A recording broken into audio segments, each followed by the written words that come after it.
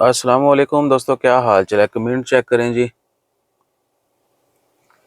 और मोहम्मद अदनान है, मोहम्मद अंसर रबानी।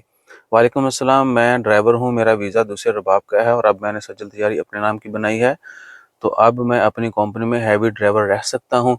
भाईजान, हैवी ड्राइविंग के लिए तो सिंपल सा कानून है, यानी स्ट्रेट फॉरवर्ड है। आपके पास जो है क्या कहते हैं कि गाड़ी, उसके नाम के आपका वीज़ा होना है और हैवी ड्राइवर का ही आपने वीज़ा लेना है, ठीक है ना।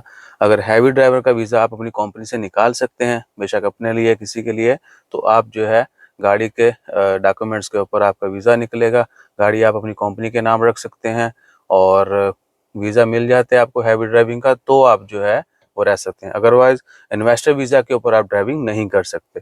और इसके ऊपर एक डिटेल वीडियो मैंने राशिद भाई से रिक्वेस्ट की थी, वो बना के वो भी आपसे शेयर करेंगे कि क्या क्या तरीकाकार है। बल्कि डोगर साहब को तो शायद यार भाई को अगर कोई जानता है तो उनको तो सब कुछ बता दिया, आप उनसे भी पूछ सकते हैं। हैवी ड्राइविंग के लिए आपका वीज़ा जो है हैवी ड्राइविंग का होना चाहिए और गाड़ी के डॉक्यूमेंट्स के ऊपर निकलना, ये आपको पता है, ठीक है जी। अपने नाम की बनाई है तो कोई इशू नहीं है। अगर आप अपनी कंपनी में हैवी ड्राइविंग का वीज़ा निकाल सकते हैं तो साथ कंपनी भी चलती रहेगी, साथ आप अपना काम भी करते रहेंगे, इसमें कोई इशू नहीं है। इससे पहले भी मैंने यही जिक्र किया था कि लाजमी नहीं है कि आपने कंपनी बनाई है तो आपको इन्वेस्टर वीज़ा ही लेना है, नहीं, आप जो है कंपनी से ही वर्क वीज़ा भी ले सकते हैं, ठीक है जी। बाकी अगर कोई मज़ीद इन्फॉर्मेशन चाहिए सो अगली वीडियो का भी इंतज़ार कीजिएगा, उसमें बहुत सारी डिटेल शेयर करेंगे इसी हवाले से।